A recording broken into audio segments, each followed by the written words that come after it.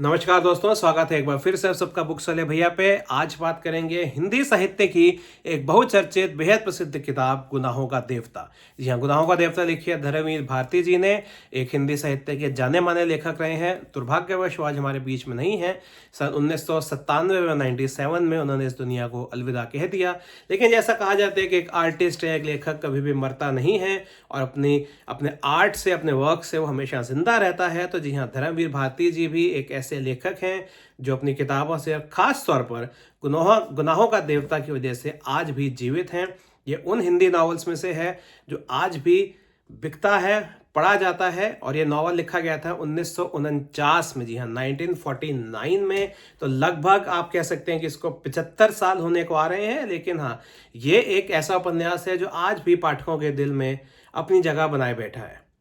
एक और बहुत खास बात इस नावल की जो मुझे लगी, और मेरे को इस बात पे आज भी कहीं ना कहीं पूर्ण विश्वास नहीं होता कि ऐसा संजीदा नावल धर्मवीर जी ने लिखा था मात्र 23 वर्ष की आयु में। जी हाँ, only at the age of 23 ही रोट दिस बुक।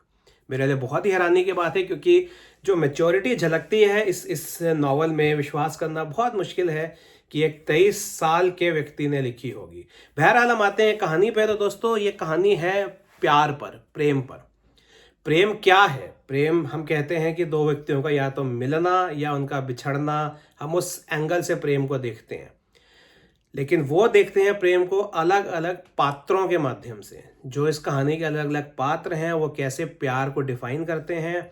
बहुत से आपके माइंड में मुझे क्वेश्चंस आएंगे प्यार को लेके। क्या मिलना ही प्यार है या बिछड़ना भी प्यार है?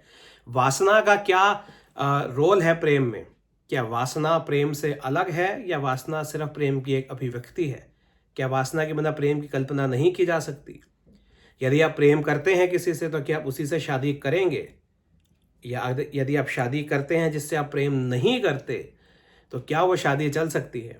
ऐसे बहुत से सवालों के जवाब, ऐसे बहुत से तथ्यों पर एक आप समझ सकते हैं एनालिसिस कहिए या उस पर अपने अपने विचार व्यक्त करते हैं जो अलग अलग कहानी के पात्र। तो एक बहुत ही उम्दा नॉवल बनाता है ये।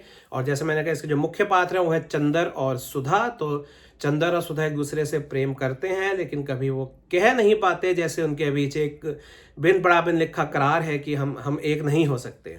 चंदर जो है वो सुधा के जो पिता हैं उनका एक स्टूडेंट है। वो इकोनॉमिक्स में अपनी पीएचडी कर रहे हैं और उनके फादर चंदर को एक पुत्र की तरह मानते हैं। उसका बहुत ख्याल रखते हैं। उसको उनके घर पे कभी भी आने जाने की स्वीकृति है। और इस बीच ही चंदर और सुधा में प्रेम का बीज फूटता है। लेकिन जैसा मैंने कहा, एक अनरिटन रूल की तरह वो प्यार तो करते हैं, लेकिन वो जानते हैं शायद कि कभी एक दूसरे से शादी वो नहीं करेंगे।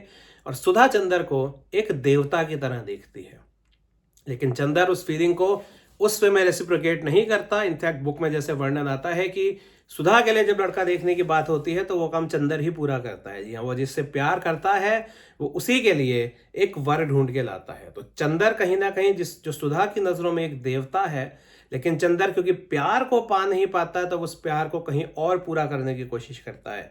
यहाँ पे आती है उसकी एक और महिला मित्र जो एक एंग्लो इंडियन लेडी है, जो खुले विचारों की है और जो वासना को कभी भी प्रेम से अलग नहीं देखती।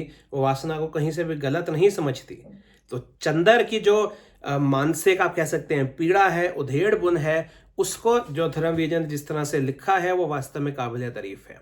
इसके साथ साथ कहानी में और पात्र भी हों। जैसा मैंने कहा कि सब प्रेम को अपने अपने रूप में देखते हैं, अभिव्यक्त करते हैं, समझते हैं। तो इस ताने बाने में अपने अपने इंटरप्रिटेशंस, अपने अपने प्रिंसिपल्स और वैल्यूज के साथ जीने वाले लोग जो इस कहानी को बयां करते हैं।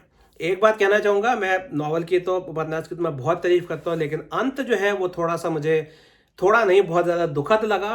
और इनफैक्ट यदि आपने इस नावल के बारे में कहीं पढ़ रखा है तो इस नावल को कहा जाता है कि ये शायद भारत की सबसे दुखद प्रेम कहानी है। और जी हाँ, मेरे को भी पढ़ के यही रियलाइज़ हुआ था। और काश अगर आज धर्मवीर जी होते तो उनसे कहता कि आप इसको इतना दुखद मत बनाइए। तो एक बहुत ही उत्तम किताब जो जिसको वास्तव में लिटरेचर कह सकते हैं, साहित्य कह सकते हैं। और प्रेम जैसे विषय पर, जिस पर मेरा मानना है पता नहीं शायद लाखों किताबें लिखी गई होंगी, प्रेम को इस दृष्टिकोण से देखने वाले नावल मुझे, मेरा मानना है कि दुनिया में बहुत ही कम लिखे गए होंगे।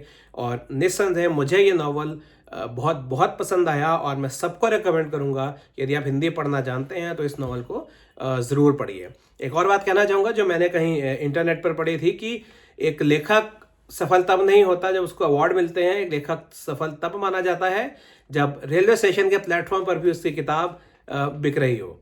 और जी हाँ, आज जैसा मैंने कहा, इस नॉवल को लगभग 75 साल हो चुके हैं। ये वो किताबों में से है जो आज भी रेलवे स्टेशन के प्लेटफॉर्म पर और लगभग हर बुक स्टोर में आज भी मिलती है, खरीदी जाती है और पढ़ी जाती है। वीडियो देखने के लिए धन्यवाद। उम्मीद है आपको वीडियो पसंद आया होगा। मेरे चैनल को सब्सक्राइब कीजिए, इस वीडियो को लाइक कीजिए फॉर मोर अपडेट्स। धन्यवाद।